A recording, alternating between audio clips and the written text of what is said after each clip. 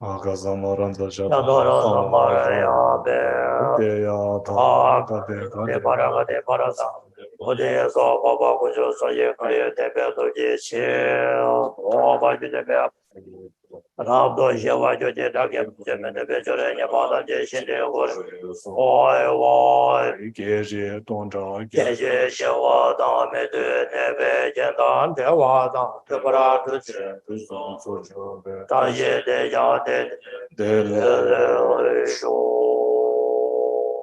ye de gu ye ye jo de ye zui ye de ba lam ye za wa ro le ba tu nian be ba de mai gu ba jian de de ba la jian de lo pen je hai we de zang de shen duo nie ba de jie shi ni de hu duo ni bo lian be lo jun jie me ba de wa jin 所有我去也做过人，有多几百次化真。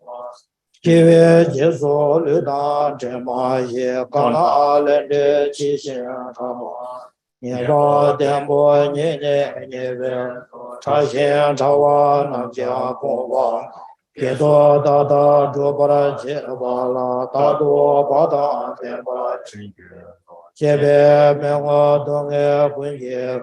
一天没入四百并做，你们人人大别的话，今天全国结娃今天，南大三八第一张八，天南西线八月全国，定别早晚说说他巴拉，猪八宁波结娃今天。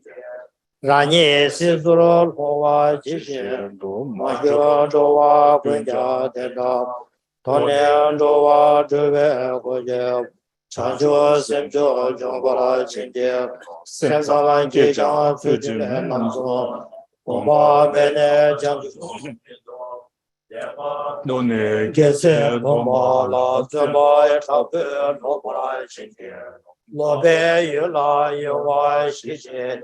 养大这那随心之新年朗读这边，有都知道结果了今天了特么咱家这多就把那铁把回去走着多去第三节就我当把的那有多就把今天这些我说那年对不对？是南大当时多把说话那天马明白要把也就别说到对对说话今天。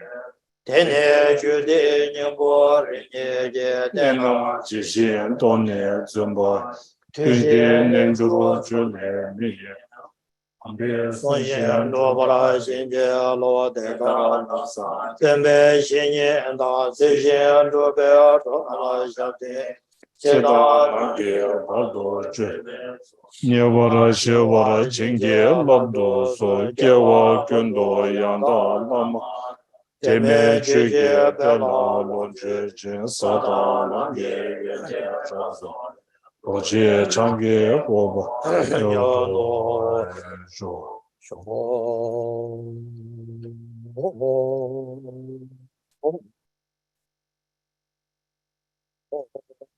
上些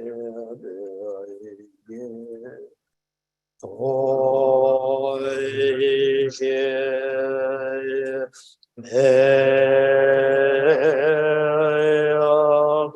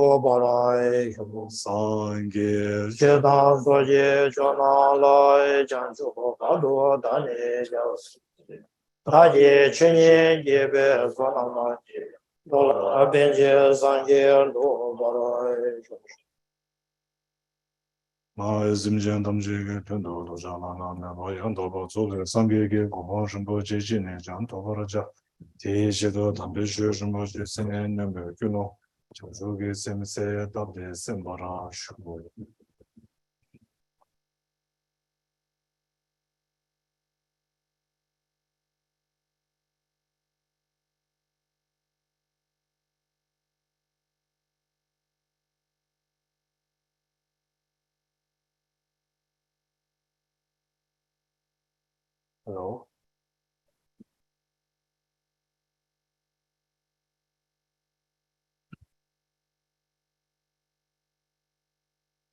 Today, with the text by Lati Rinpoche on the three basic kayas, So before that, anyhow, I think something like, the overwhelming majority of us here, gathered here today, are already familiar and well versed in this practice of the three basic kayas, transforming the three basic kayas into the three resultant kayas. So no need for further elaborations there. However, I thought, because I see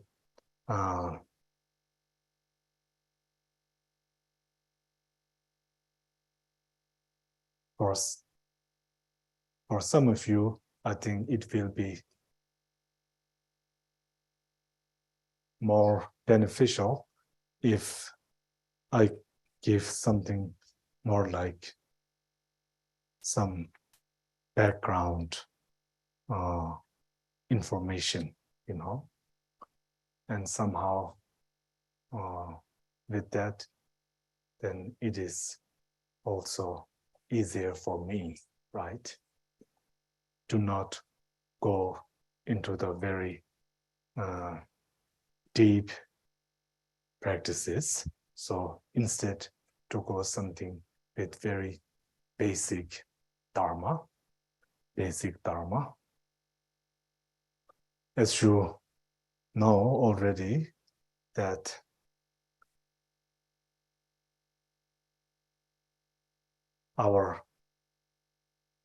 what does it mean to be a Buddhist? Or what does it mean to practice the Dharma, right? So I thought to share some thoughts relating to that question.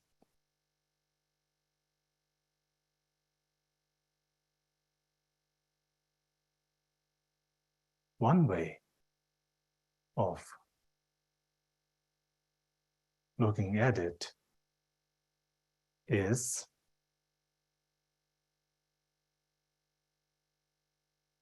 the Dharma is something like the way of the enlightened ones, right? It is the way of the enlightened ones.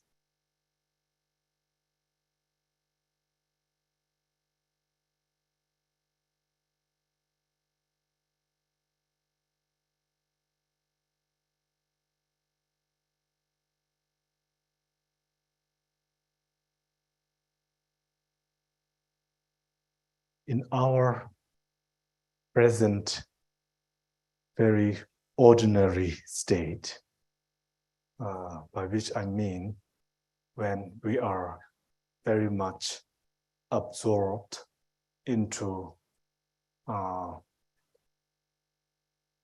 mundane, into the very ordinary aspects, right?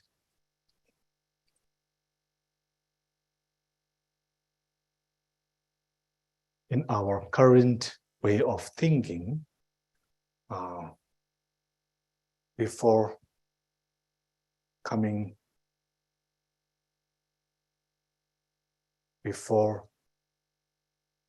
knowing our spiritual path, then the way of thinking is something very mundane, very ordinary, and we are very much involved in our daily lives, and something like our fascinations with dreams, yeah. So we have certain concepts of what we would like to achieve, of what we want for ourselves and for others, right? We have certain concepts there. What we see as the answer to all the problems, the answer to all of our problems, our issues, right? So naturally, we have this wish to achieve like a greater state a state we long for. So like this, then we are always trying to accomplish our wishes, our dreams, something like our fantasy, right? Our fascinations, right? So this is how we spend our lives. And in a way, we think that this is really the purpose of our life, right? Achieving that, right? So to practice the Dharma, to be on the way of the Buddhas, of the enlightened ones, to be inspired by the enlightened one's example, is to, of course, to follow in the footsteps, to follow the example set by the great teacher Buddha Shakyamuni, right? And as we know of that, of the story, Prince Siddhartha, something like touring his father's kingdom and then coming into those sites, seeing those, experiencing the aspects of, what we know as the four sights, right? Seeing a sick person, seeing an aging person, seeing death, and also seeing a person meditating under a tree, right? So these four sights, I think there's much meaning behind these four sights, these four experiencings, these four experiences.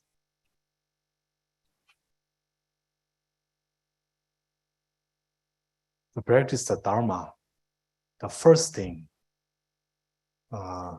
that needs to happen in our mind is a fundamental shift, right?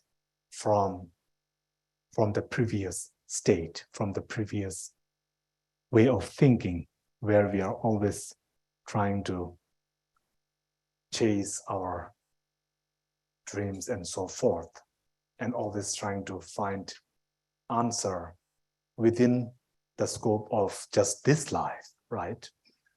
And trying to find our answers by seeking pleasures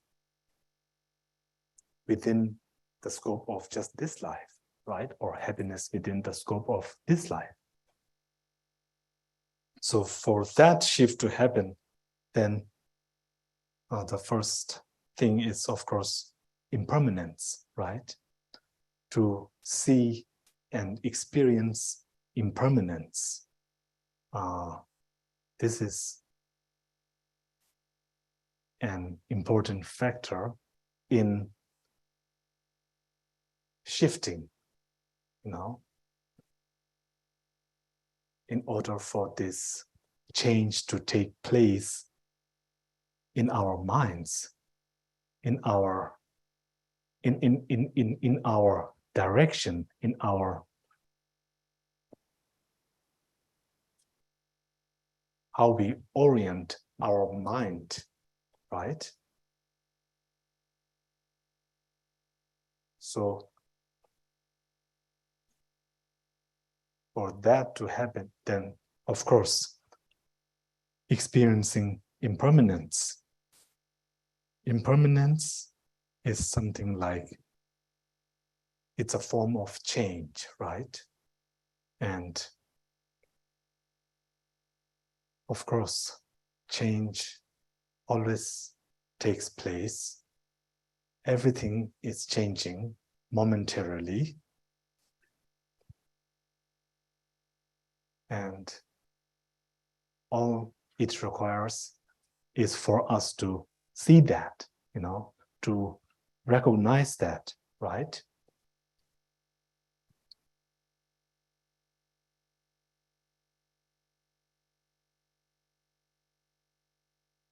So impermanence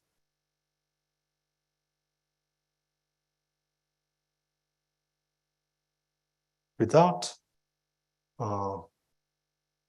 realizing impermanence, then there is no way of realizing what we label emptiness, right? What we label emptiness. So it is a graded path, right? So first, impermanence to realize emptiness. And only by realizing emptiness, then we develop what we call something like, then we will stop with all this chasing dreams, right? We will stop with that. And then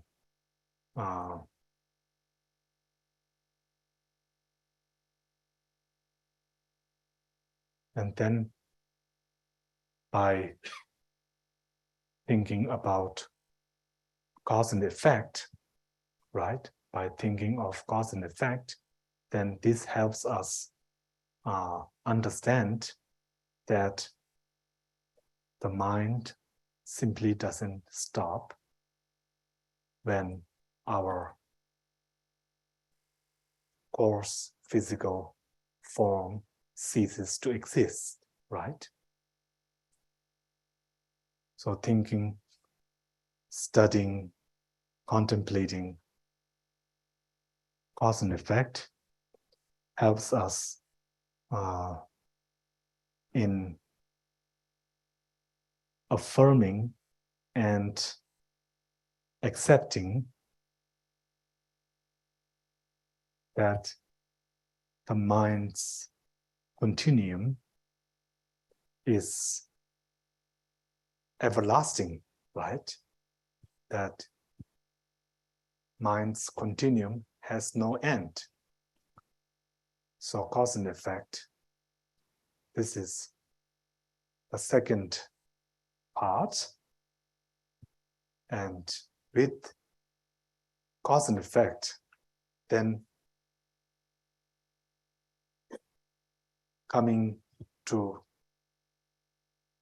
by understanding and realizing cause and effect, then we realize how things come into existence through which causes and conditions, right? And then this state that we are currently in, samsara, right? Samsara, dukkha, right? Dukkha, suffering, what we call the nature of suffering. The state in which one is influenced by karma and klesha, right? By karma and klesha, then we simply call this state dukkha, right? So, and then by realizing impermanence and dukkha, then there is a possibility of realizing emptiness, right? And for each of these three realizations to occur, to manifest, that requires one's time, of course, to ponder, to think, to contemplate, continuously, right? So these three experiences, these three realizations,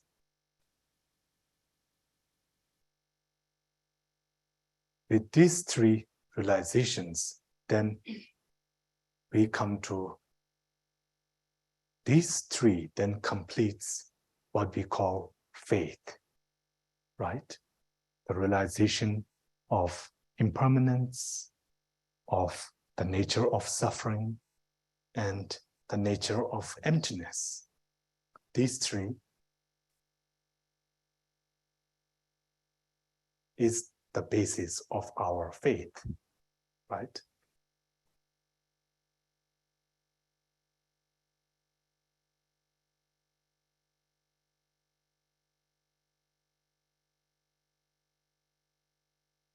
With these three realizations, with these three understandings, with these three convictions, then we develop faith in the Dharma. Without these three, faith in the Dharma, no matter how strong the faith is, it is then not backed up by reasoning. It is then not backed up by knowing why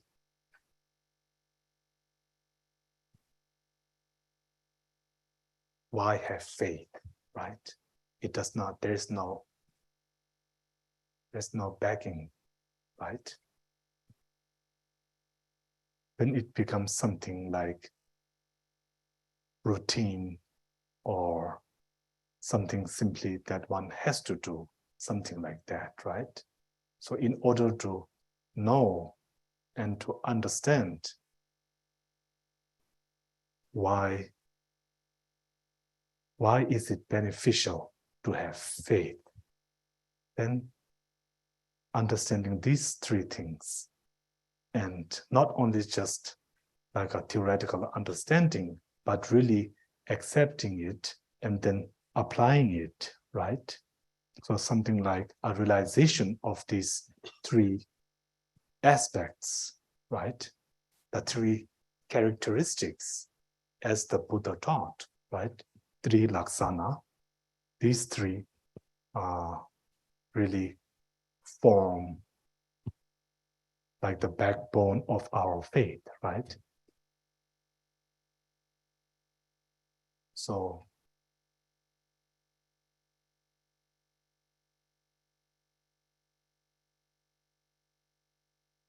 like this. And then when our faith,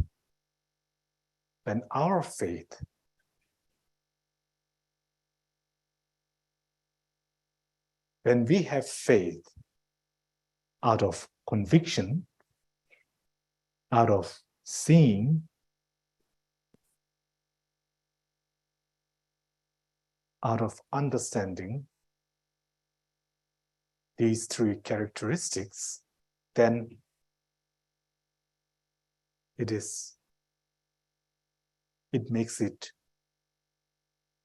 helps in developing joyful effort, joyful effort, right? When we have faith, not simply for the sake of having faith, but because it comes from understanding how things are, how things exist, right? Then the effort, joyful effort, is easily cultivated. One can easily make joyful effort, right?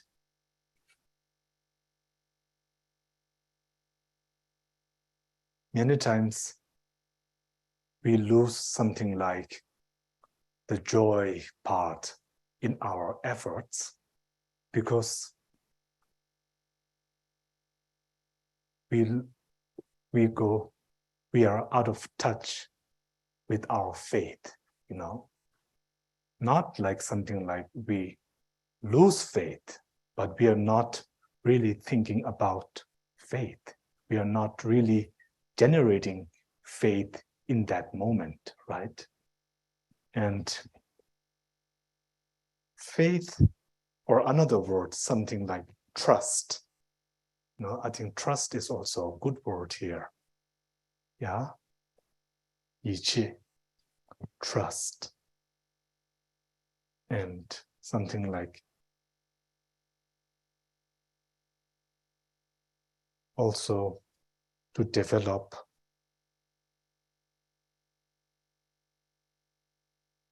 holding, not also trusting, but then holding that close to your heart, right? Giving it much importance and holding it close to oneself, I think, is really faith, right?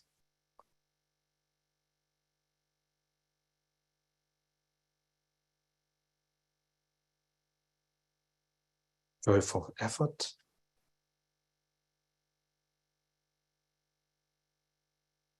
And then mindfulness, right? Mindfulness. Having faith and making efforts joyfully, but without mindfulness, then it is easy to become something like forgetful, you know, to forgetful, right?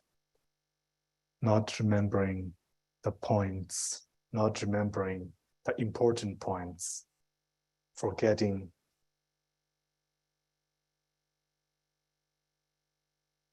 some parts here and there. So then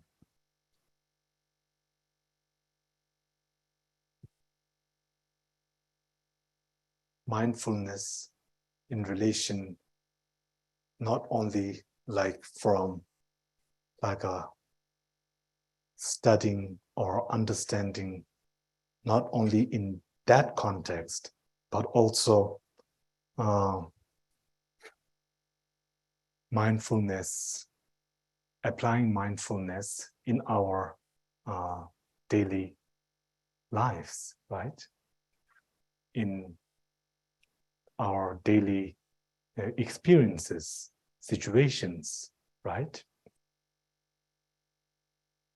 Not being able to apply an antidote or not being able to apply the Dharma when it is most needed is something like it's a pitfall of not applying mindfulness, right? So mindfulness is very important in bringing faith and joyful effort, you know, in our daily lives.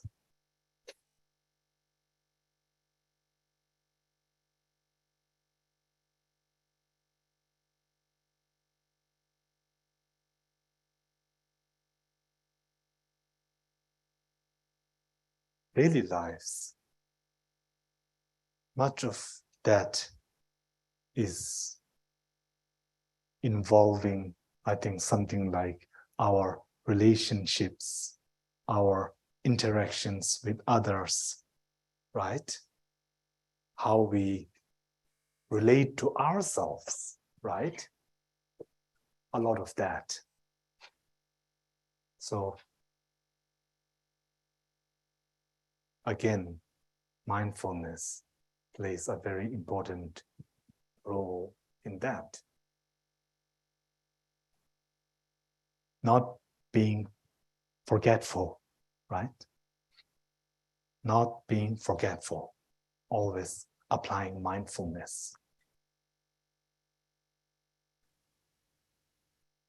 When we are talking with a friend, with family, or a person we just meet in the parking lot, or, you know, in the store, on the road, anywhere, the moment we start conversing with someone, then we are like starting a relationship with them, right? In a way. So then also the moment we look at someone, then we are also in a way starting a relationship with them, right? And the moment we think of someone, then we are starting a relationship with them, right? We are relating to them now, right? So in all our relationships, then applying mindfulness.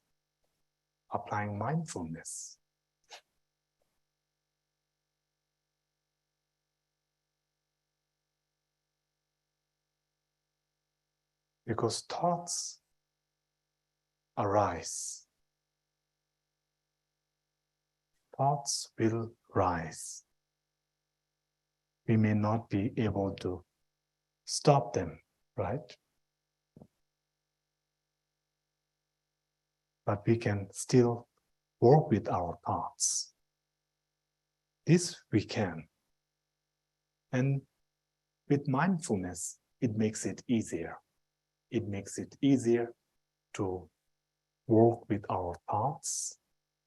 And by working with our thoughts in a progressive way, then our relationships become progressive, productive, right? It brings benefit to both the other and oneself, right? So applying mindfulness in our body, mind, and speech activities.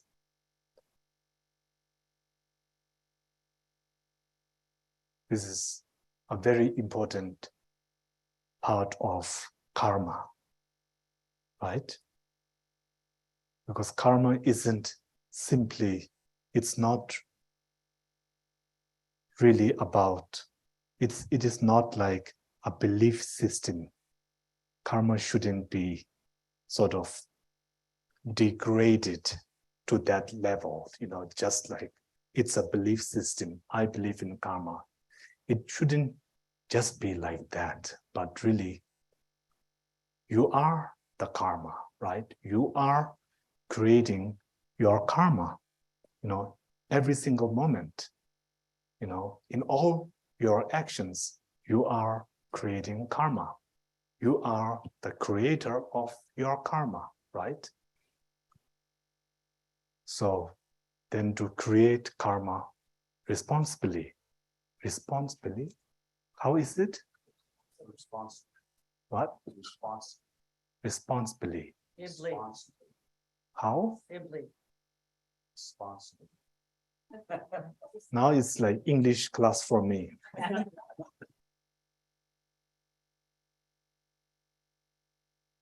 Ending in belief is not responsible, but responsibility. Responsibly. Yeah, something like that.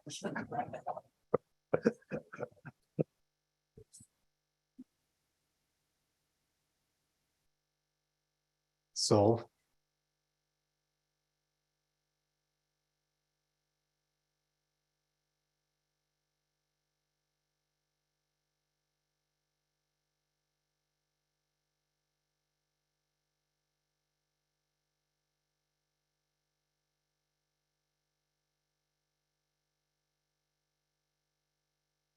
this karma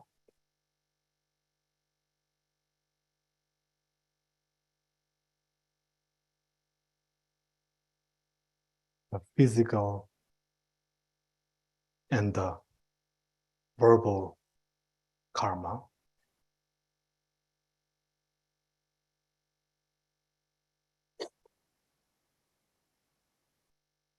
mindfulness applying it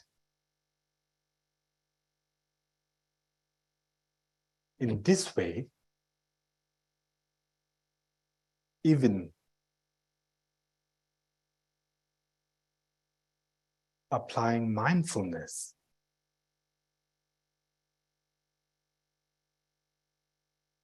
in terms of our relationship with others is very helpful, but to really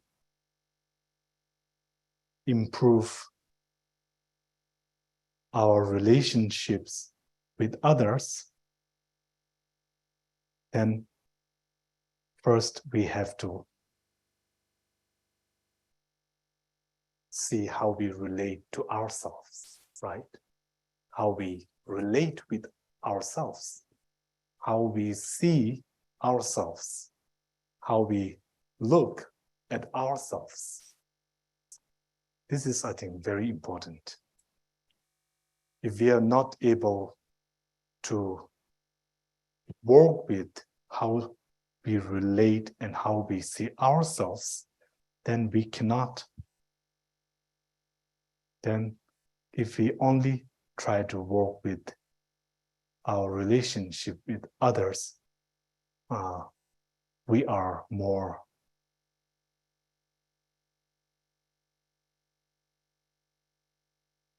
limited or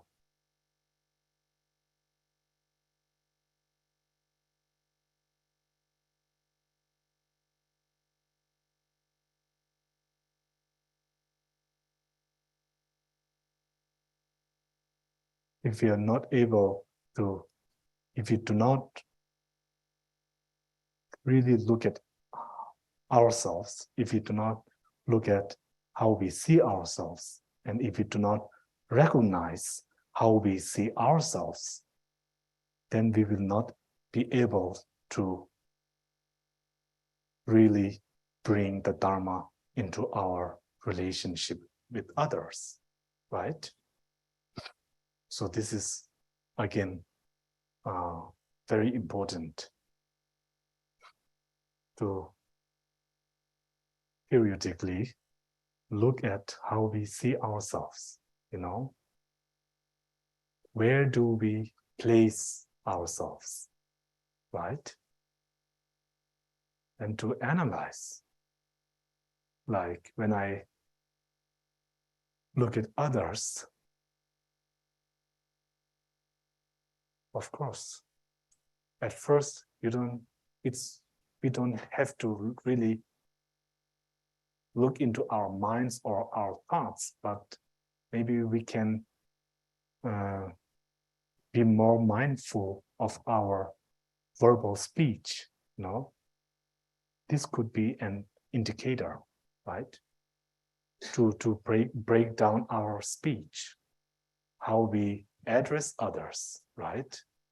Like what words do we use when talking to this person and when talking to that person or referring to this other person, what words do I use, right?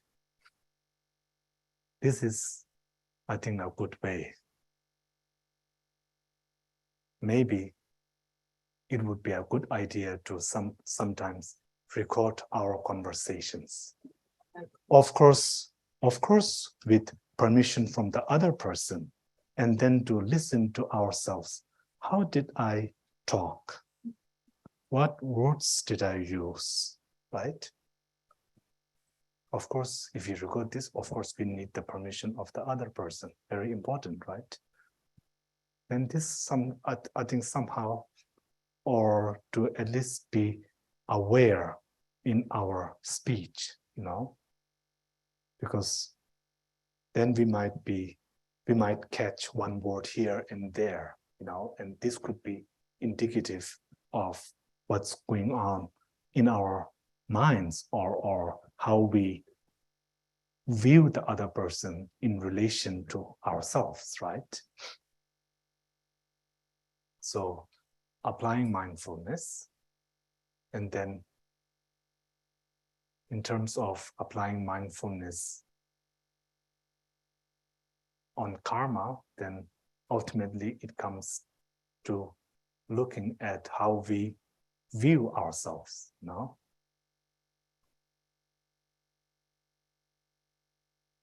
So like that. And then concentration to achieve, to not be distracted from the goal, right? To not be distracted from the point. In that respect, mindfulness and concentration, there are some similar aspects there, right?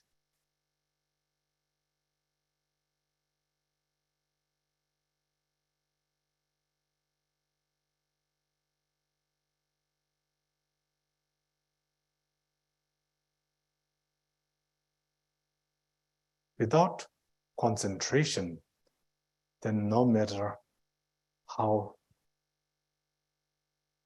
high or how deep our knowledge of the three characteristics, and particularly of shunyata is, without concentration, there is no way of deepening that knowledge, right? Without concentration.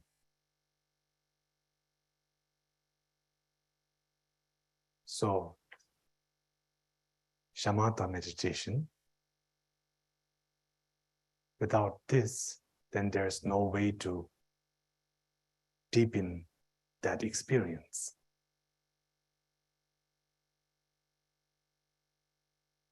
Without concentration, then the knowledge, there will be too much fluctuation, right? There's no stability in that knowledge.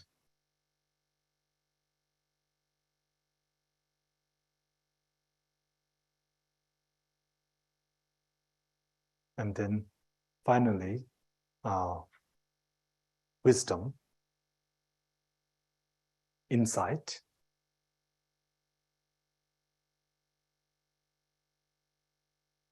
with concentration, then developing special insight.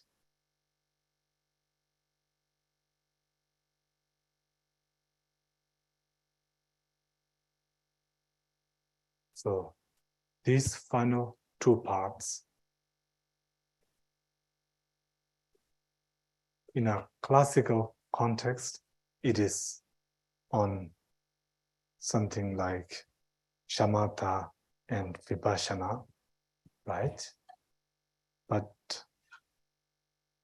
at the basic level, then it's purely concentration and wisdom, right?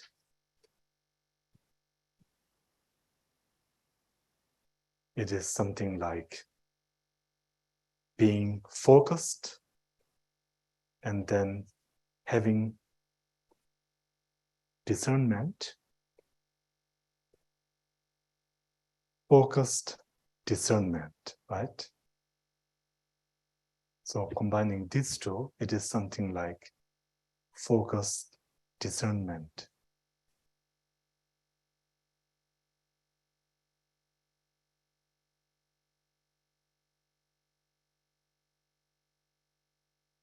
So these, the 5 powers,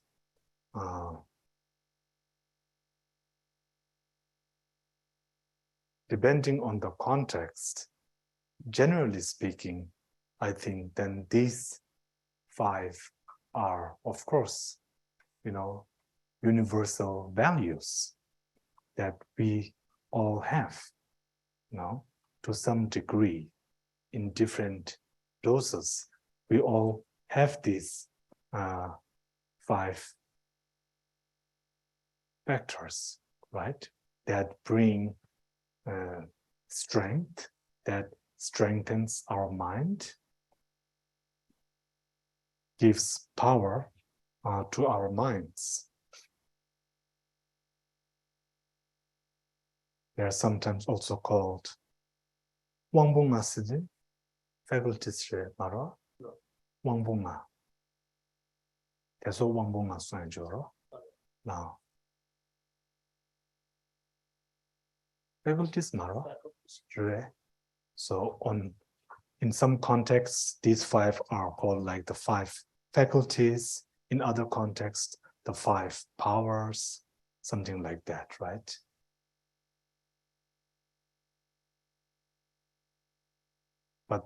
But the point is more or less the same.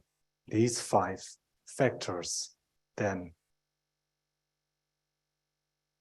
facilitate in achieving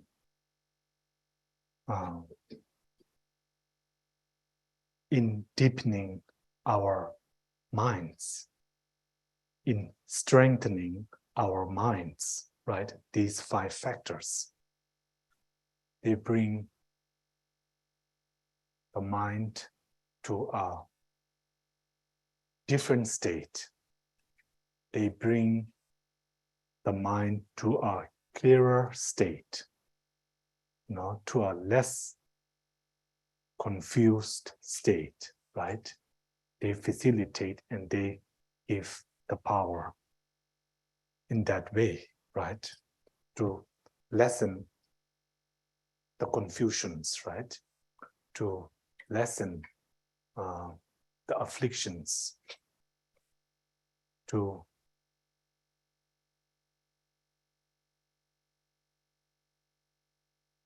dispel doubts and fears from our minds.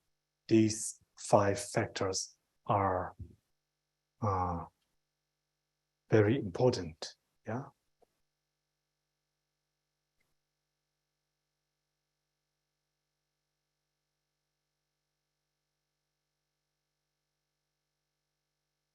So maybe we can take some questions.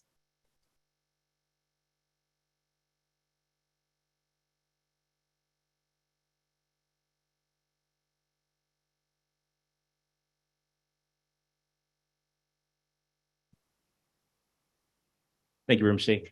Good to see you after that amazing weekend. Oh.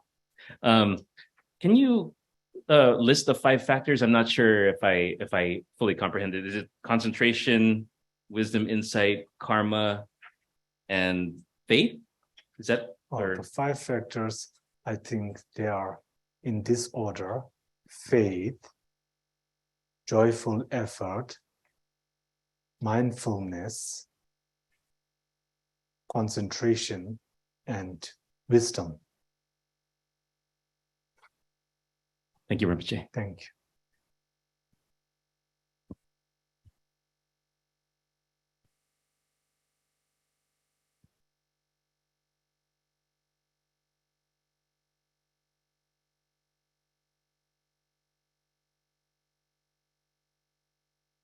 Thank you, Rinpoche. You were talking about how we have dreams about our attainments in this life and our goals in this life and how it fulfills us. But also, could you comment maybe on how we have dreams and fantasies about spiritual attainments as well? And maybe where we're missing the point? And yeah, maybe talk about that.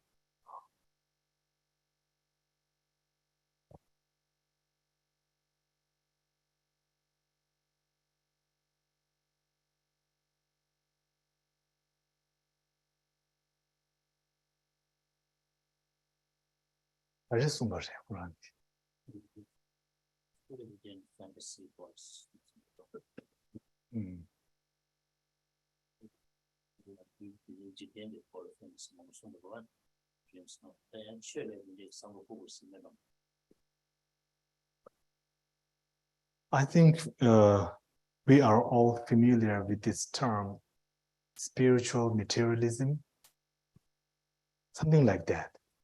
Yeah, that's a very provoking term.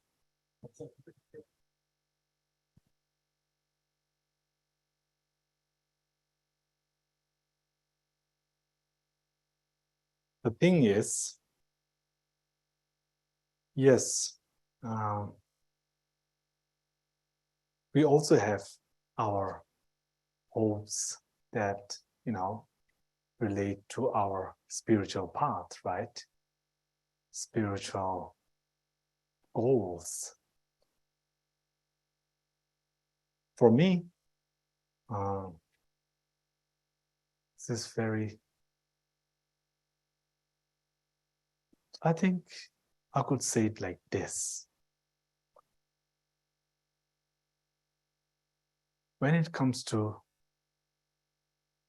our goals, as someone who tries to follow in the Buddha's example, of course, we have some ideas, some concepts about what that goal is, what our goal is, and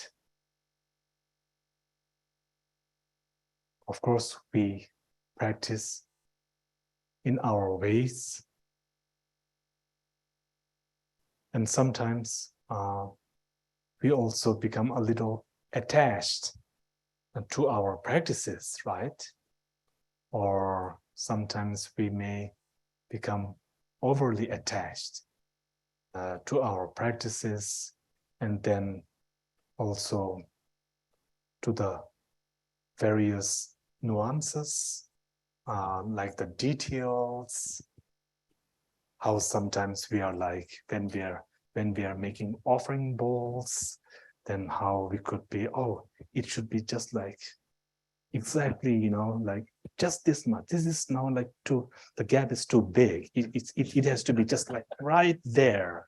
And then when we feel water, then we are like, I think I put too much water, And like, shall I email my teacher? Right? So these kind of things,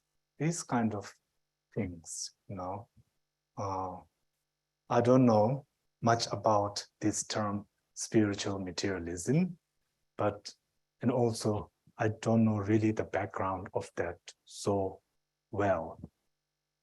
But somehow my understanding of spiritual materialism is something like that, right?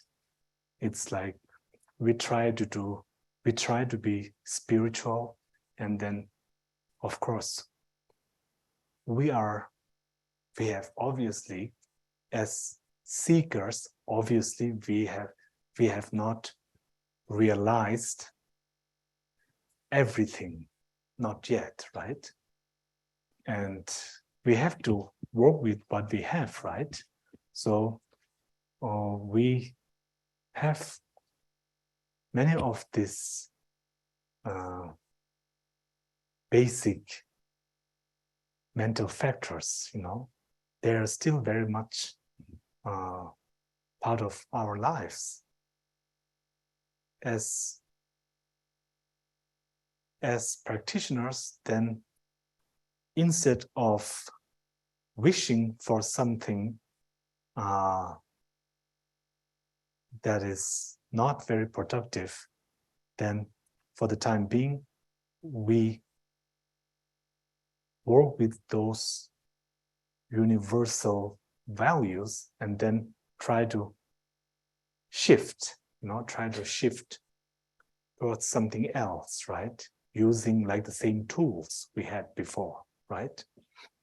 Of course, these tools are not, they come with their flaws, right?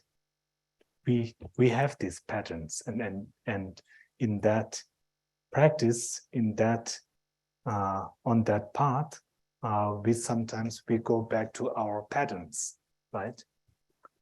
That's one thing. So how to break that pattern, right? Then I think impermanence, that's really a wonderful way of changing our patterns, Why should I be so like obsessed about these little details? After all, these are all impermanent, right? Is it not? Because it is impermanent, because time is short, is it really worth making such a big deal out of this little thing, right? This little, like the gap between the water bowls, right? Is it really worth all that trouble?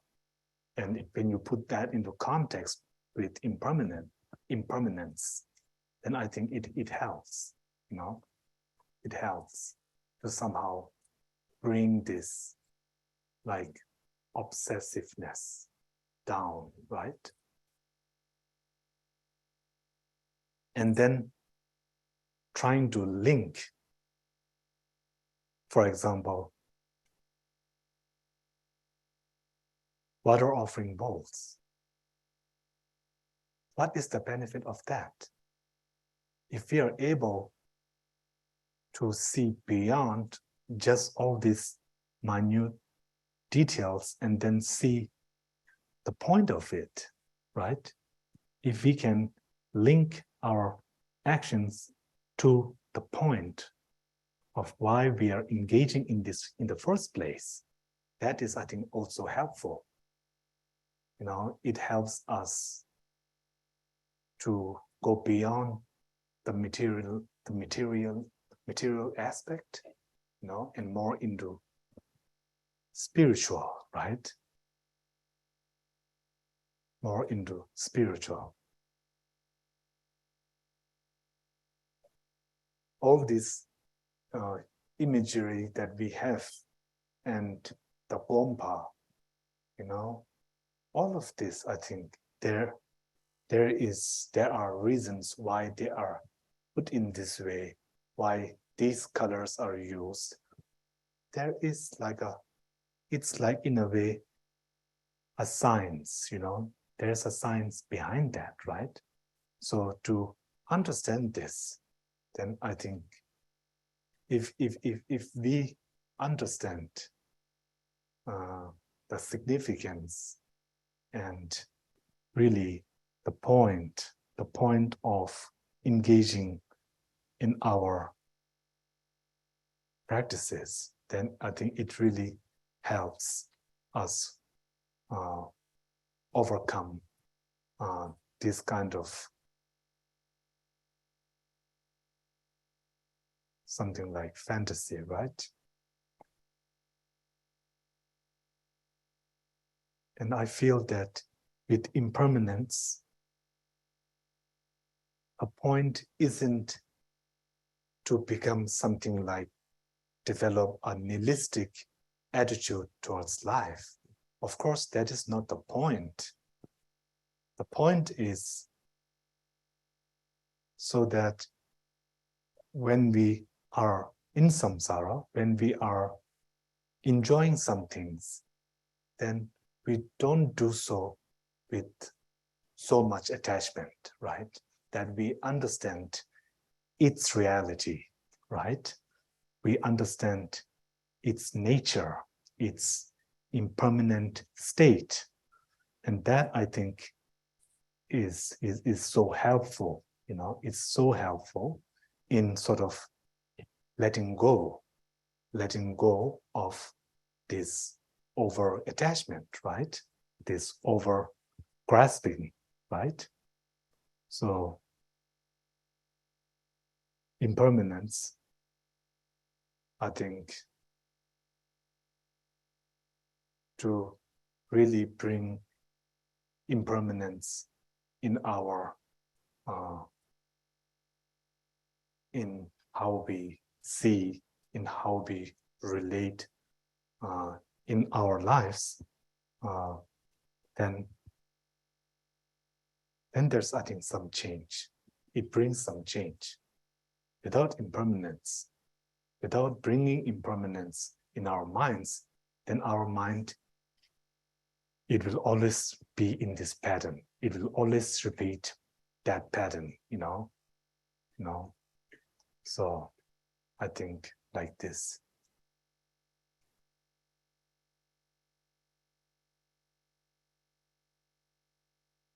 Oh.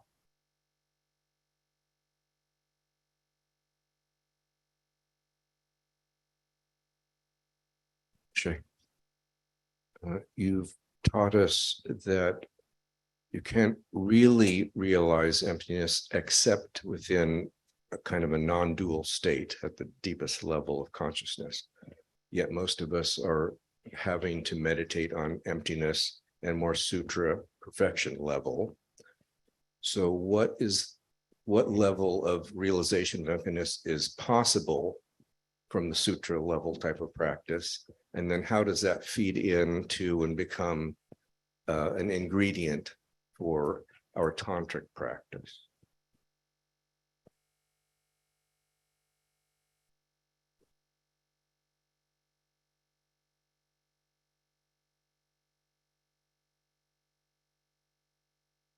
This word realization, I think, that has many layers, right? Many layers.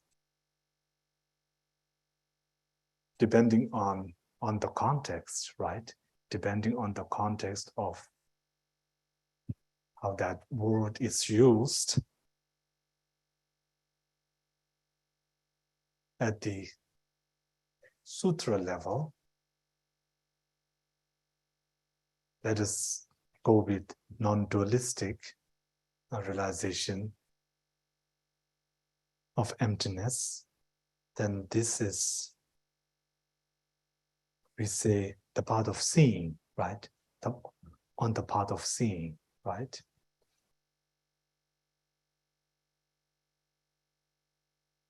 For me, I don't know if that really answers any question, because then it's like, what is the part of seeing? That is the non-dualistic realization of emptiness, right? Right, right. What I was saying was something like, why do things fall? Because of gravity. What is gravity? It is what pulls things down. It's like that kind of an answer. That's yes, circular logic. Thank you.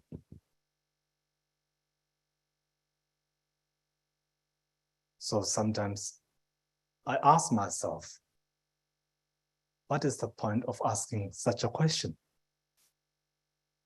When do I realize emptiness non-dualistically?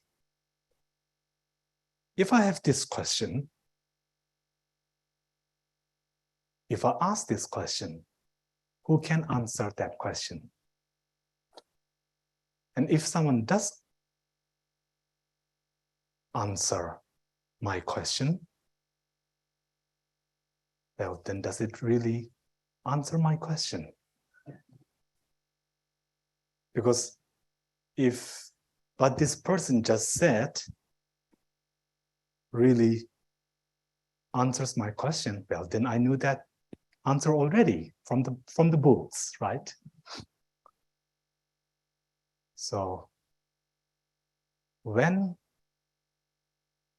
I don't know, at which stage, of course, that stage does have a label, but then I don't know how helpful that is for me personally, right?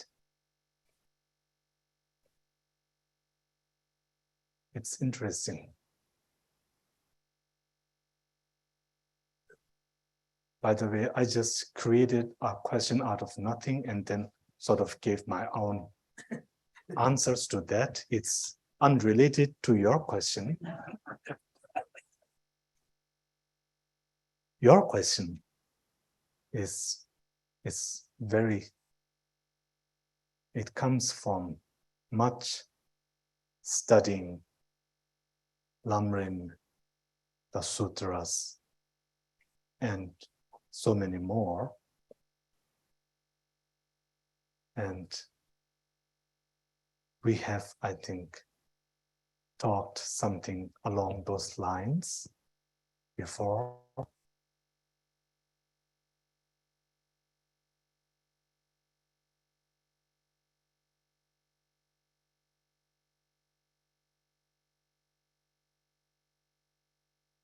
Making that leap from the conceptual state to the non-conceptual state seems to be, that seems to be the question, you know, and I can't answer. I can't answer.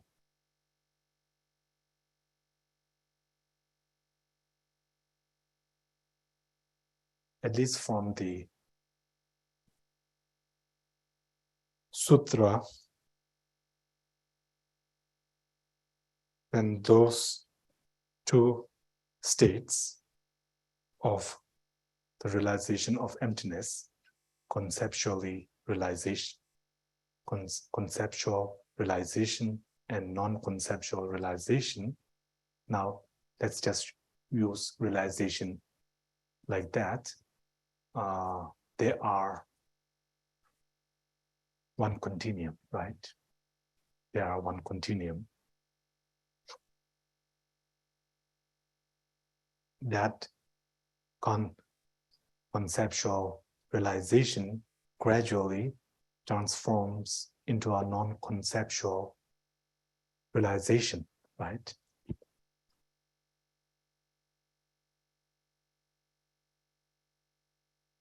And with this non-conceptual realization of emptiness, then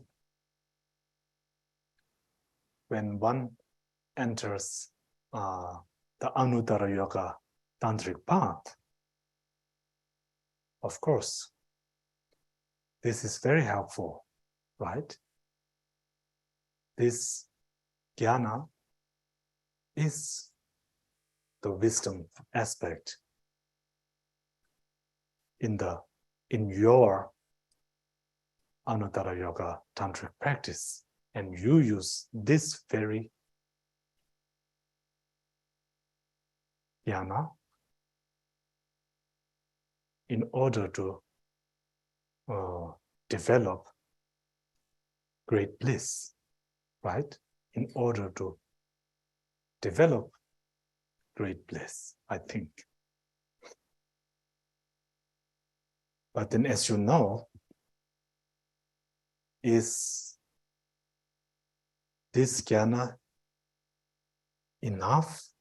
Can this really overcome all conceptual thoughts? Of course not, right? Not even the 80 conceptual thoughts. It cannot even overcome that by that non-conceptual realization of emptiness. you are not able to overcome even the 80 conceptions, right?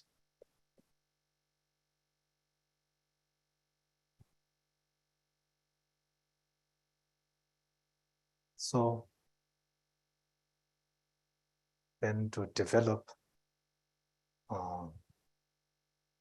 the completion stage practice and bringing the mind to a more subtle state, and then realizing emptiness in that subtle mind state, right?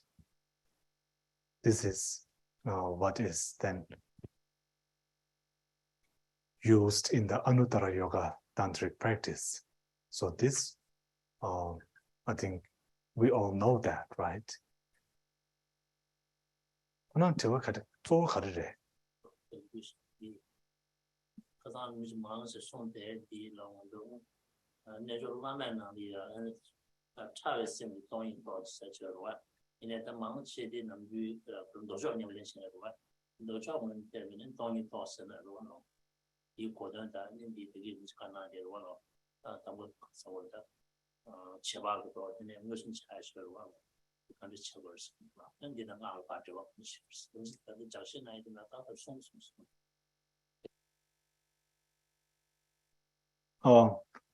Carlos, the mic once more.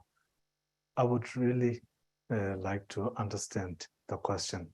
I'm sorry, I'm afraid I didn't understand it correctly. Well, from what you've said now, hypothetically, as a sutra level practitioner, you may have realized non-conceptually emptiness at the sutra level, and yet now somehow you're supposed to take it even further and more deeply into the most subtle level of the mind. Even though hypothetically you already realized emptiness, nonetheless, that's not good enough. Yes, exactly. So we have to draw that further and further down more and more subtly somehow. Yes, I thought we went that part already, like emptiness, right? Object emptiness, subject emptiness. In the Paramitayana, as far as object emptiness is concerned, there's nothing more to bring. There's nothing that the Anuttara Yoga Tantra can contribute. As far as object emptiness is concerned, Paramitayana gives the highest way of explaining object emptiness. Qualitatively different realizations. Yes. Because realizations is a subjective experience, right? It is not, it doesn't have to do with, it is independent of what is being perceived or what is being realized. Realization is a very subjective experience, right? So in the Anuttara Yoga Tantra, okay, we take the same emptiness as taught by the Buddha at the Paramitayana. We take that same emptiness, but we develop the mind that realizes that emptiness, right? We develop that mind. Develop in the sense that we really use like we bring the mind to its most basic nature, in its like the core, right? We don't use some factors of the mind, but we are now really using mind just like in its barest form. So in a sense, yes, please. Yes, this would be nice. So in a sense, you would say at the sutra level, you're not actually realizing emptiness. You are realizing emptiness, of course. But it sounds like you're using the word realizing as in the sense of actually becoming it rather than simply understanding it in some way. It's not just a simple understanding, but it's also non-conceptual realization as well at the Paramitayana level. And Unfortunately, what does this say about all the other Mahayana traditions that don't use Tantra, but believe that they realize emptiness? Of course, they of course realize emptiness, also non-conceptually. And it is not only the Paramitayana, but also the Sharvakayana. They can also non-conceptually realize emptiness. Yes, yes, yes. Rinpoche, is it a necessary prerequisite to realize emptiness via the Paramitayana to get to the Anuttara Tantraya? Or can we just go from conceptual to just go directly into the Anuttara Tantra and just develop that mind? So like from Paramitayana, on the Paramitayana, then non-conceptually realizing emptiness and then going to Anuttara Yoga Tantra? No, is it necessary to do that? Can we just go from inferential realization of emptiness and then just go into Anuttara Tantra and just... Of course. That would be Yes. a shortcut.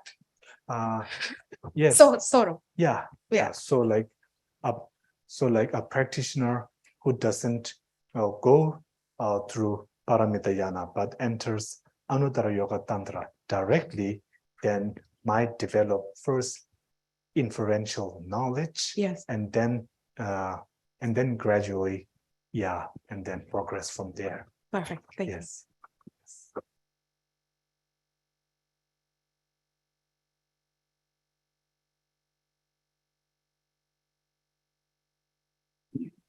Could you say clear light and emptiness are the same thing?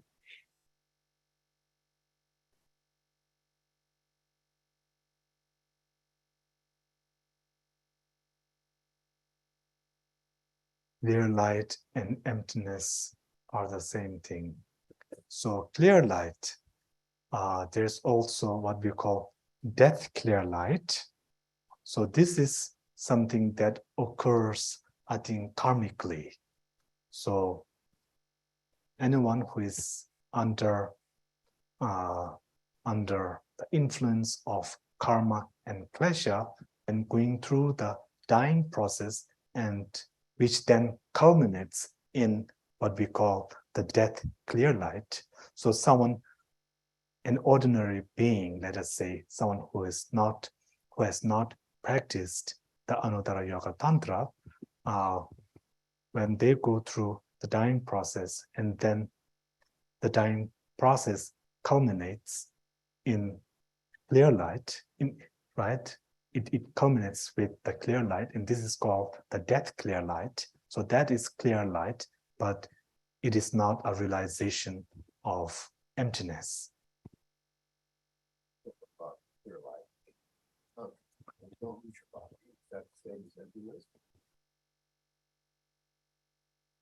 So what about the other clear light? Is that the same as emptiness, the sun clear light? This is, yes, of course, if you're talking about the sun clear light, then this is, I think, did you say sun clear light? Yes. Mayu said, Puyu said. Maputeva. And then we have something like saying when the mother and the son, they tebalana, when they meet, we have some expression like that, right? So during that sort of like union, right? Then this clear light, you're right, is realization of emptiness. Thank you. So if this is the clear light you're referring to, then yes, clear light, that clear light is a non-conceptual realization of emptiness. Rinpoche, we have questions on the internet. Britt, ask. So there's a related question. In Anuttara Yoga, the clear light mind realizes emptiness. The subject and object are said to become one nature. what does it mean for them to become one nature?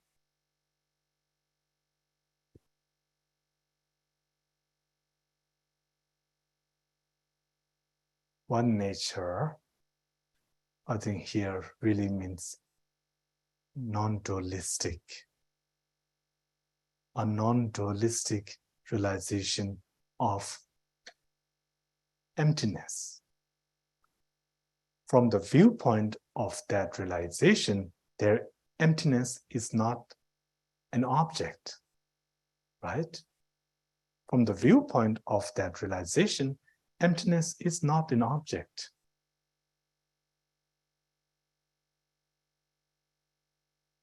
So, this separation between the subjective experience and the object is no more there. So, therefore, one nature. Yes, that's how I understand it. Thank you. Could Rinpoche talk more about how we relate to ourselves? For example, how should we see ourselves? Does this just mean to be mindful of ourselves? Oh, here, then I think to see ourselves as equal to all others, I think is one way, right? To see ourselves. To see ourselves standing on the same ground as everyone else. Yeah? To see ourselves standing on the same ground as everyone else, as equals, as a friend, as a mother sentient being. You know, to be on that level, I think is a good way to begin. Is a good way to begin with in seeing ourselves or relating to ourselves, you know. Something like, you know, sometimes it's like on a cloudless, clear night, when you look at the stars, right? There's like countless stars, right? And like seeing yourself as one of those stars. Or you look at the beach and look at the sands, right? How many specks? Specks? Grains. Grains. Countless grains. And to see myself as one of those grains that make up sand, right? Something like that, I think, is really wonderful. Yes.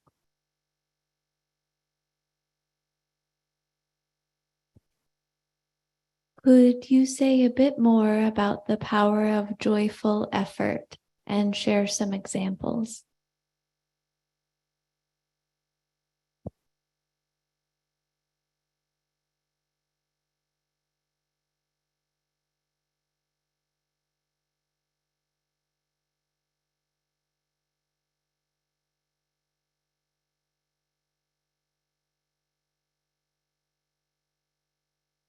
If we look at our positive actions and seeing the benefits of positive actions, seeing the benefits of practicing loving kindness, practicing a good heart, yeah, then it is very clear. It is very clear.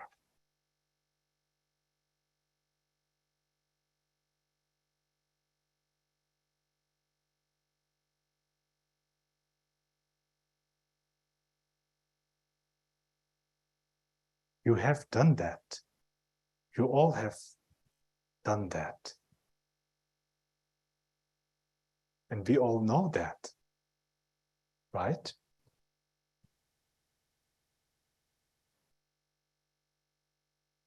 Being kind-hearted gives so much joy, right? And just bringing that in our interactions, in our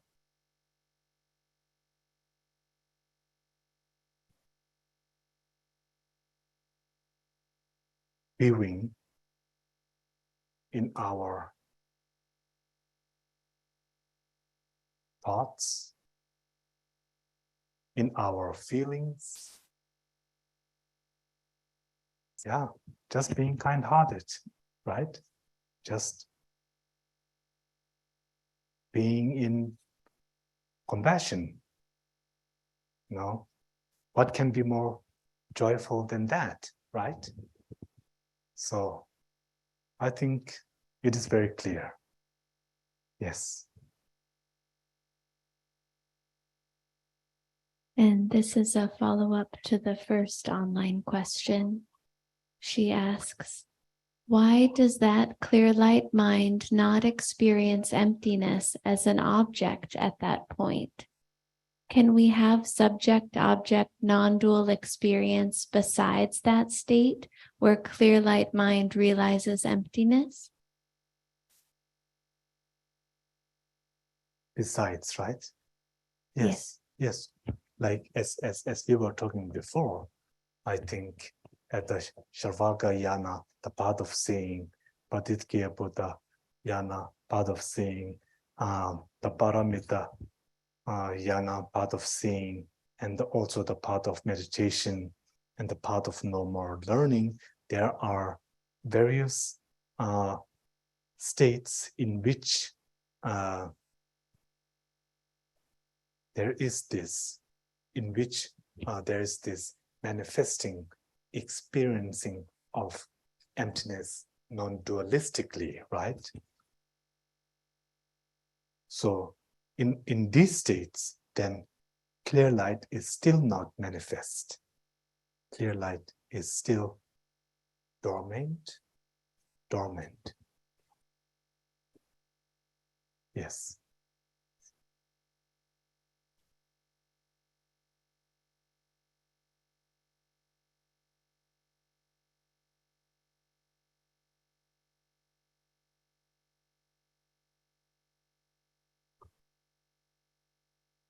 Rinpoche. I just want to clarify, when a Buddha looks at an object, he will see conventional and ultimate analysis simultaneously. Is that correct? Yeah. Is that the same kind of definition we're given non-duality?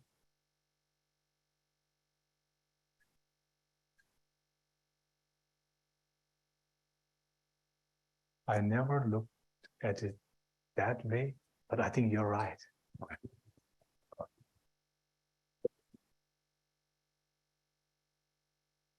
But if I may add, in the full enlightened state, you're right. In the full enlightened state, then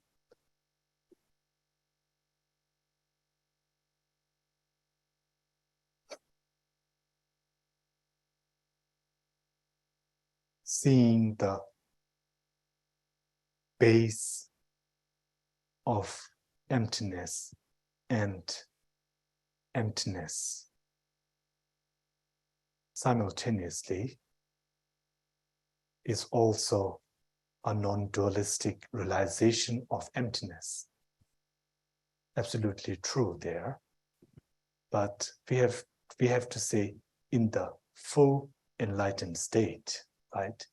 Because anything before that, in all non-dualistic realization of emptiness, there's only emptiness.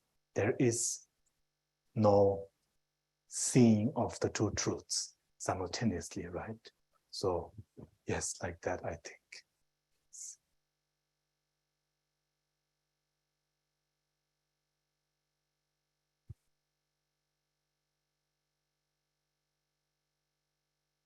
I don't even know if I can phrase the question properly, but I'll attempt.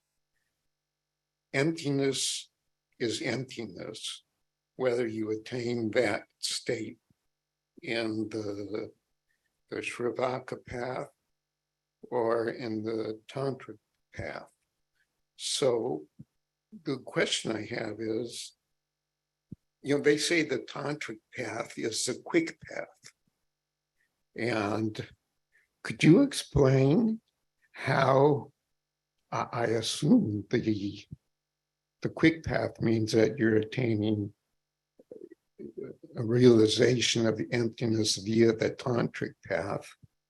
And I understand the compassion is there, but could you explain how the Tantric path is known as the quick path, why it's considered a quick path in attaining enlightenment, and what does it do? How does it happen that a Tantric practitioner supposedly is on the quick path? That's my question.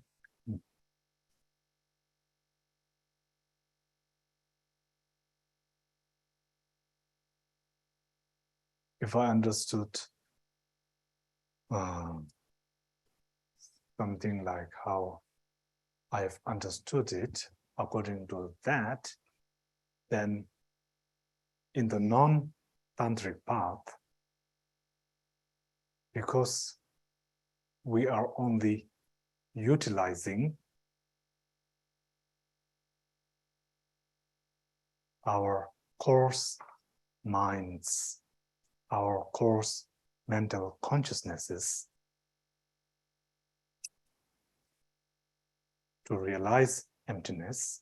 Therefore, it takes much longer, and I should say, not to attain full enlightenment, but just to attain what we call something like the 10th bhumi. Just to even enter the 10th stage, it takes countless aeons, right? And then once having entered that stage, then there comes a point where, of course, we have, like in the tantric scriptures, where like Vairochana Abhisambodhi, something like this, Vairochana will then sort of like wake this bodhisattva from deep contemplation and then empower, in a different round, and going through those different empowerments, then attains full enlightened state, right? So this is how it is explained. So by virtue of that explanation, then because the tantric, specifically Anuttara Yoga Tantra practice, uses the subtle mind, or should I say, it uses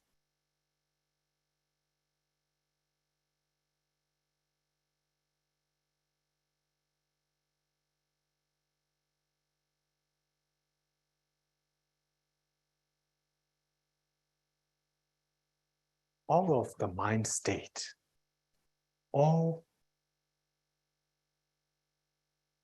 because in every other non-tantric realization of emptiness, no matter how high this realized being is, no matter how highly realized the practitioner is, in all non-Anuttara Yoga Tantric paths, then there's always, no matter in what state or whichever state of non-dualistic realization, emptiness this practitioner may be in, there's always a mind, there's always one consciousness within that practitioner that has not yet touched on emptiness, right? Whereas in the Anuttara Yoga Tantric level, when you have realized emptiness using clear light, and in that moment of clear light, there isn't a single conscious state that is not realizing emptiness, right? So this is, I think, one of the main difference there. And this is what really makes the tantric path more swift. The mic, please. Oh, mic.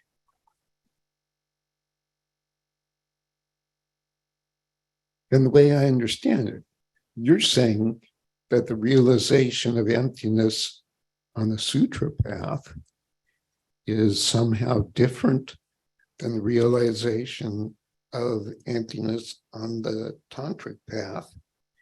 And I mean, I don't, emptiness on either path, it's the same emptiness. So how can you say there's something lacking in one path that's in the tantra path when realization on either path, at least as to emptiness, is the exact same realization? You seem to be saying that something on the tantric path is more profound in terms of realizing emptiness. Yes, it is. But I don't understand what you're explaining when you say that.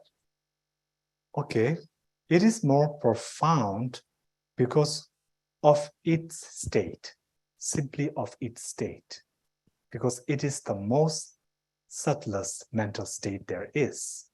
Whereas in the Paramitayana, even though it is realizing the exact same emptiness as clear light of the fourth stage is realizing, even though the object emptiness, there is no difference there, right? But the profundity is not from the viewpoint of object emptiness, but from the subjective experience, right? And because here, even though at the Paramitayana, in that realization of emptiness, even though that is in a way empty of so many mental afflictions and so forth, yet it is not empty of all coarse minds. Whereas in the Anuttara Yoga Tantric realization of clear light, it is empty of all those coarse thoughts, and only the mind in its most subtlest form is manifest. Back to, again, the mic, please.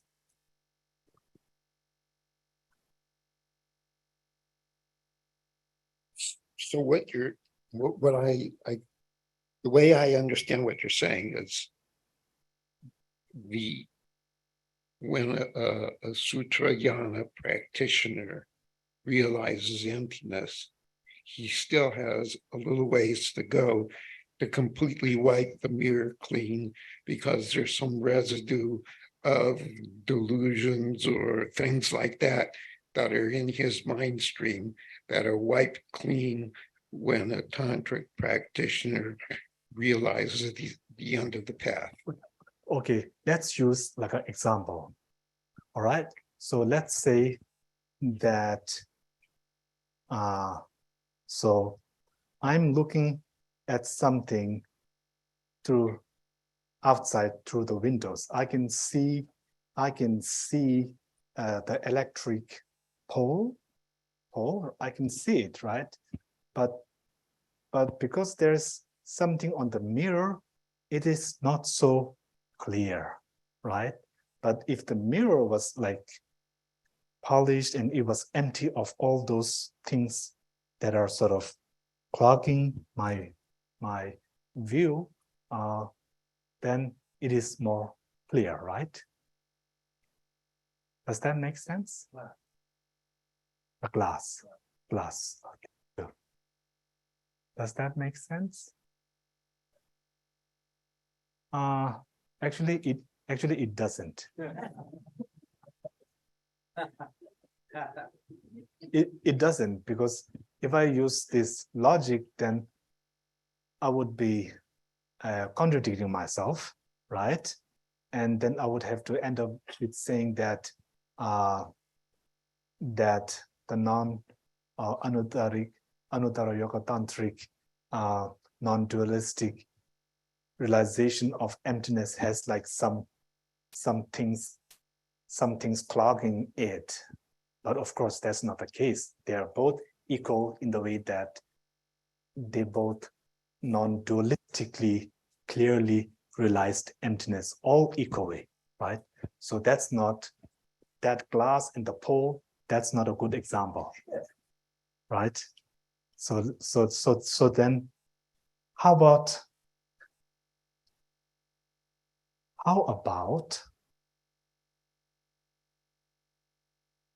okay, it's like there's a fire.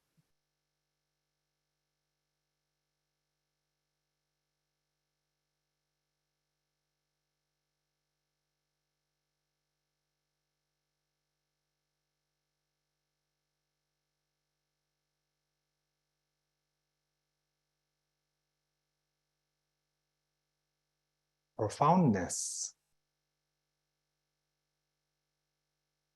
of the Anuttara Yoga Tantric practice does not lie in the object emptiness, but in itself, right?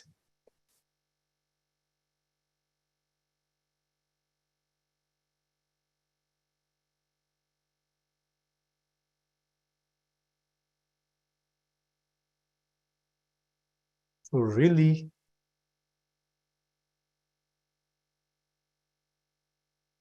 become fully enlightened, not only is it sufficient enough to non-dualistically realize object emptiness, but to also subjectively empty all coarseness from the mind, from that experience. You know, in that experience, all subjective coarseness needs to be emptied. And that can only be done in the Anuttara Yoga Tantric practice, you know, not simply by non-dualistically realizing object emptiness alone, right?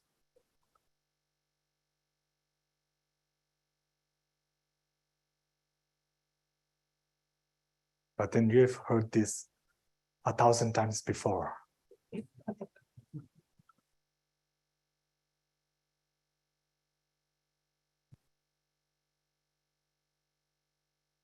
It's just hard for me to accept what you're saying, because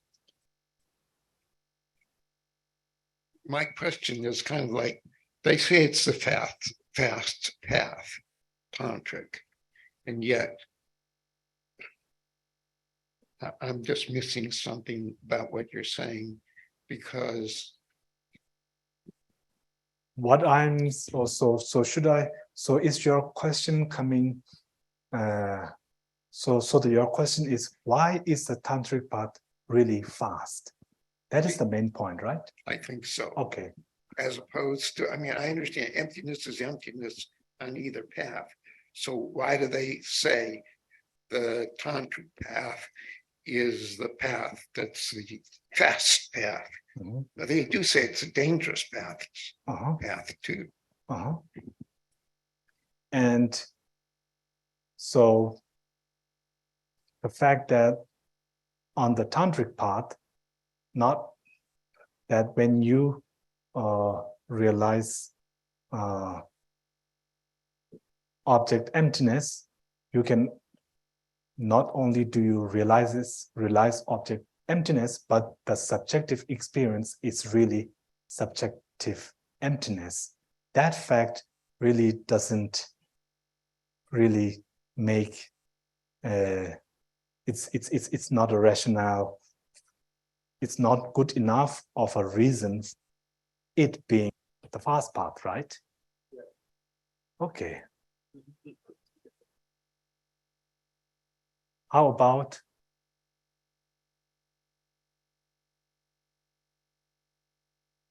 can you think of a scenario where it might qualify as a good enough of a reason for the case of the big path being fast?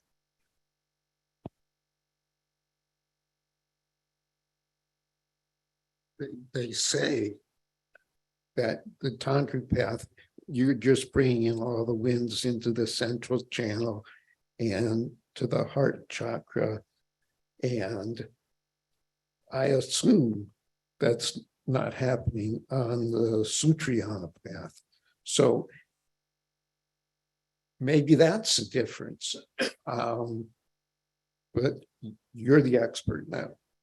So you should explain those.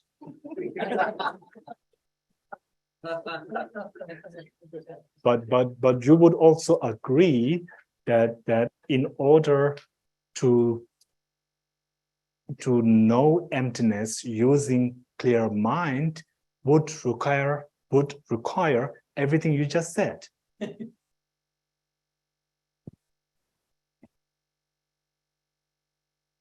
That's what I've been taught, but there has to be a process that by doing that, you're speeding along the ability to realize emptiness. I guess what I want you to do is explain if that's correct, and explain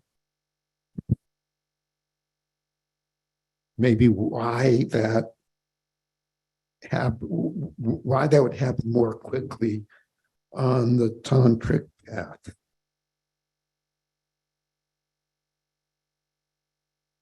Oh, I think we have, yes.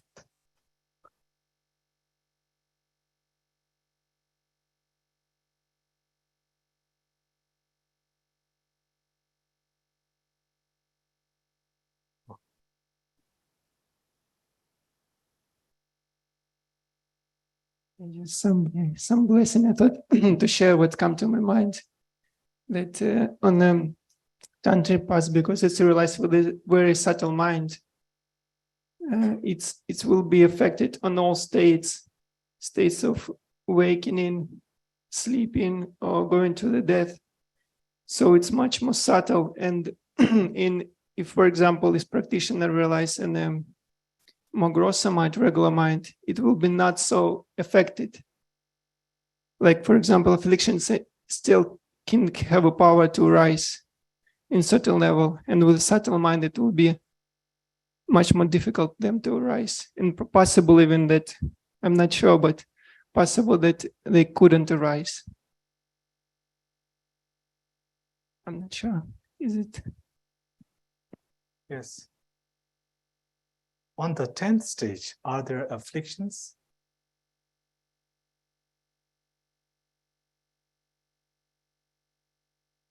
On the 10th stage, are there afflictions?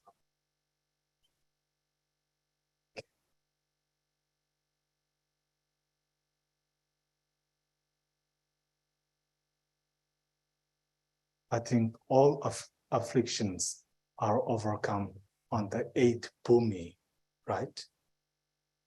At least what we, when afflictions, I mean klesha. And then afterwards, it's only the obscuration of knowledge we say, right? So I think that's what you were also including. So that was helpful. Thank you. Thank you.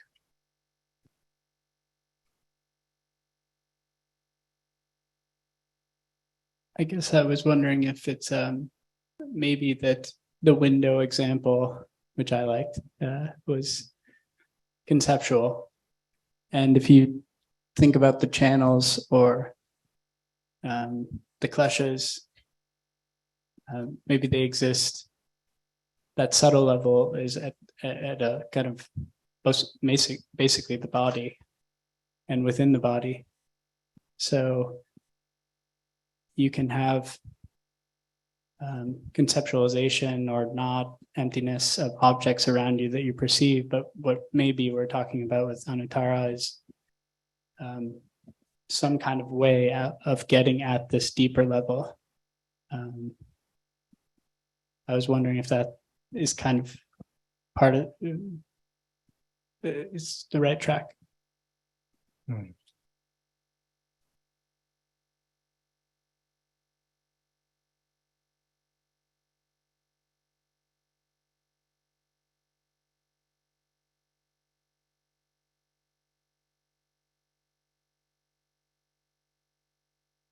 We always say the tantric path is the fast path,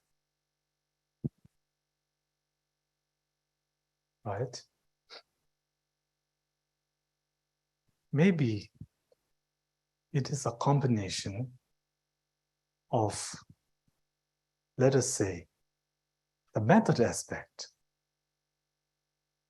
right? Because I think so far, I think we have, every time you, like during our back and forth, I've always been like going back to clear light. And then you ask, then there's a follow-up, and then I'm again, clear light. And then there's a follow-up, and then again, clear light. Let me try to use like a different route. So it's very helpful for me, because now, if this explanation seems to be working, then I have to rethink. So I think it is something like also from the method aspect side as well. For example, compassion. I think we talked about this a few years back, that in the tantric, and specifically Anuttara Yoga tantric, just imagine the compassion, and conventional bodhicitta, as we went with the abbreviated sadhana a few days back, right? That to generate not only like the general bodhicitta, but like the special bodhicitta, right? So there's really this sense of urgency, really this urgency of accomplishing enlightenment for the sake of all mother sentient beings.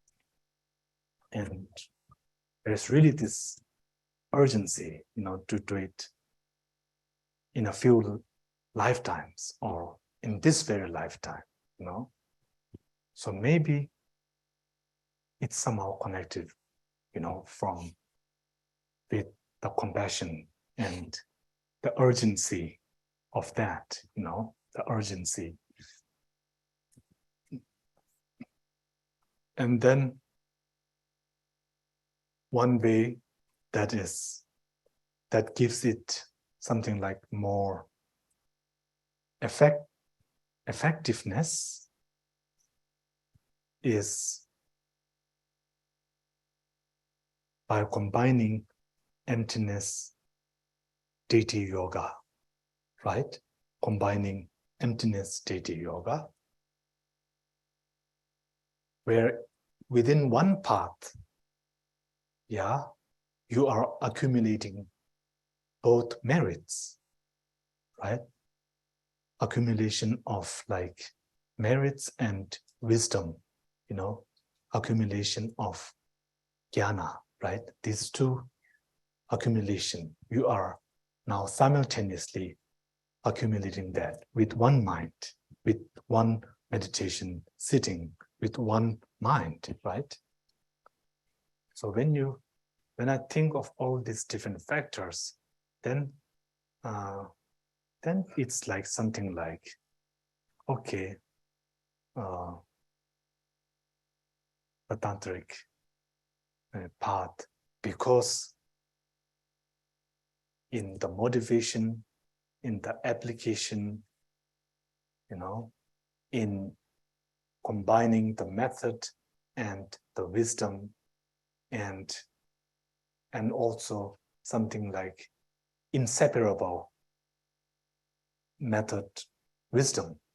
This is not spoken of in the non-anuttara, non-tantric methods. In non-tantric paths, only something like combining method and wisdom is practiced, but not inseparably. The inseparable method, wisdom practice exists only in the tantric path, right? So so thinking like this, I think then we say this is why maybe the tantric path is the fast path, So like this.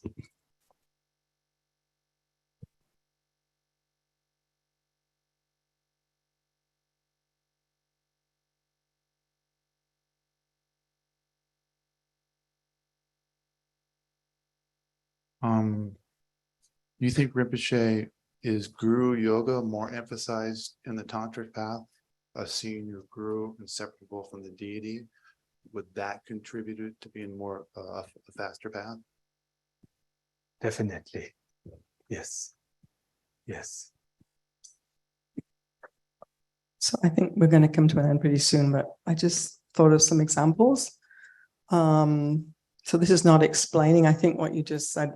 Hopefully that explained it for Bob, but for the example, instead of the electric pole, imagine that you're going to the Louvre and you're going to go see the Mona Lisa, and you queue up and you go in and you see the Mona Lisa and you see, you've got really good eyesight, just this beautiful painting. And so you have some understanding. So an art expert who's got a PhD in Italian painters, he comes in. He has the exact same perception as me of this painting, its beauty and everything.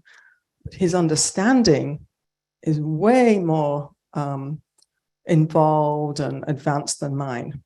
So that might be where you've got the same object. Your perception is very clear. You cognitively, with your eye cognition, you are seeing the same thing, but the subject is different. So that would be one example. And then the other example I was thinking, but if you are comparing the realization of emptiness for a tantric practitioner and a sutra in terms of the path, it would be very simply someone using a handheld screwdriver and someone coming up with a power tool, like the latest power tool to do a job. They're going to get it done much more quickly. Same job, right? But anyway. Trisha, your example is very helpful. So now it's like It's like having ice cream. Yeah. So if one really likes ice cream, right? It's like tasting ice cream in a very noisy place and tasting ice cream in a quiet place, right? So when you taste ice cream in a noisy place with much distractions and then just in quietness, I think even though you are tasting ice cream, but there's somehow something different. Now this difference is not from the ice cream side, right? But it is from the surrounding things, right? So something like this. But then again, this is again going back to the clear light. So I'm sorry. And in our conversation, I completely forgot our time. So my apologies. So we will take a short break. Yes.